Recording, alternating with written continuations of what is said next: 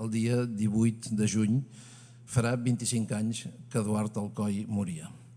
Eduard Alcoi forma part d'aquest nombrós grup d'artistes del nostre país que han quedat sepultats sobre el tsunami que ofereixen aquestes grans figures catalanes, com els noms de Miró, Dalí, Tàpies i tants altres, que en aquest moltes vegades mirar-nos el malic que tenim els catalans han sepultat a un gran nombre d'artistes de primera magnitud, que justament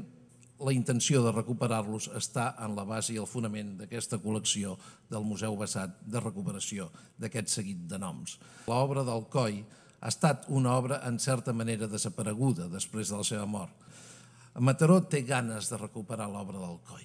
i, per tant, l'obra d'Alcoi avui més que mai és per al Consorci del Museu d'Art Contemporani i Col·lecció Basat una obligació, era una obligació, presentar-la de nou a la gent a través de les imatges que desconeixem i de les paraules de potser la persona que coneix més a l'artista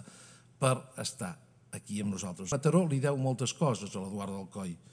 Mataró li deu la tasca artística de l'Eduard, la potència de les seves obres que estan a moltes de les cases mataronines. Però jo vaig més enllà i dic que li deu dos aspectes importantíssims que són els seus aspectes revolucionaris. La revolució que va fer en el món artístic. Al voltant d'Eduard Alcoi i de Rovira Brull es van juntar un nombre important d'artistes, Jordà, Novelles, Pere Coll, Pal, que van crear una estilística comú que vam definir com a Escola de Mataró. No ens hem d'enganyar si diem que Mataró als anys 60 era una societat adormida, burgesa, amb què es conformava amb les obres dels Arenas i d'en Rafael Estrany. L'arribada d'Alcoi i Rovira Brull dinamita aquest aspecte i aquella societat que mai pensava que podria tenir una obra tan revolucionària com la que avui ens acompanya omple les seves parets d'obres de l'Alcoi que es converteixen per ell en les obres més preuades. He triat un títol que és Passaports a l'art perquè crec que el que ens ofereix l'obra del meu pare és això, és a dir, és un viatge, un itinerari per l'art i una reflexió per al seu art i per al d'altres artistes. I en aquest sentit crec que va fer un viatge que el va portar a crear una obra que podem considerar que fins a cert punt va oferir una imatge pròpia, una imatge singular, característica, que tots podem identificar poc o molt, és a dir, i que ens queda com l'obra personal, el seu estil, la seva manera de fer, i crec que és una obra prou reconeixible. Crec que no es pot parlar davant de les seves teles d'una obra que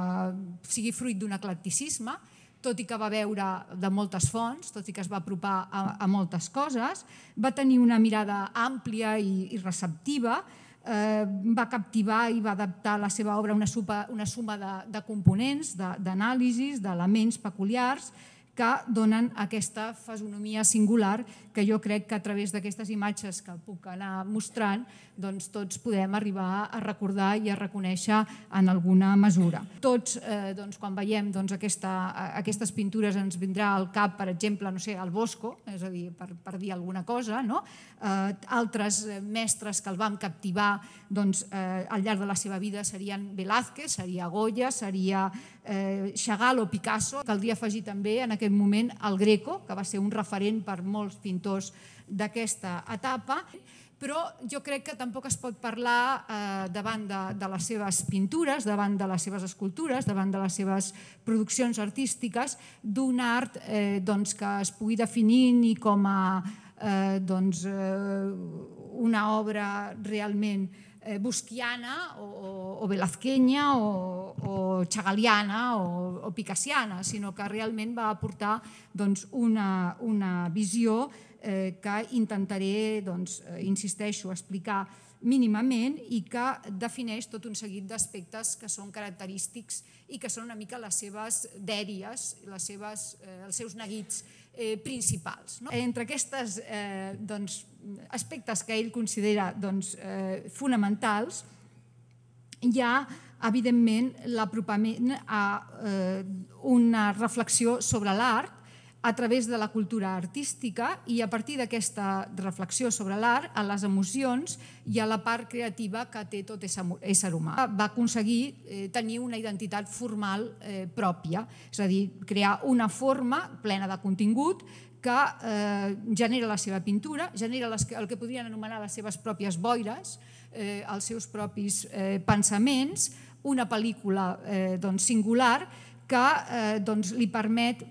pispar, llogar o intentar posseir diferents elements de l'art, de l'herència, de la tradició, però que al mateix temps li ofereix possibilitats de concretar-se en una obra que, insisteixo, mostra aquestes característiques peculiars. Jo crec que la seva pintura és una pintura arquitectònica, fins a cert punt, una pintura ben construïda, racional, malgrat els elements magicistes, els elements il·lusionistes, els elements que porten a pensar en una poètica oberta, és a dir, i que ens obliguen a imaginar paisatges fugitius, a imaginar un rerefons, una humanitat peculiar que no té molt en compte el que és el sentit de les proporcions, que pot trair o que pot, d'alguna manera, transcendir el que és la realitat immediata. És a dir, no va tenir mai, crec, una massa tentacions de ser hiperrealista i tampoc de ser realista, encara que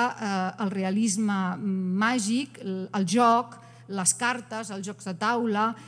els jocs artístics en general, van ser un dels elements constants en la seva pintura.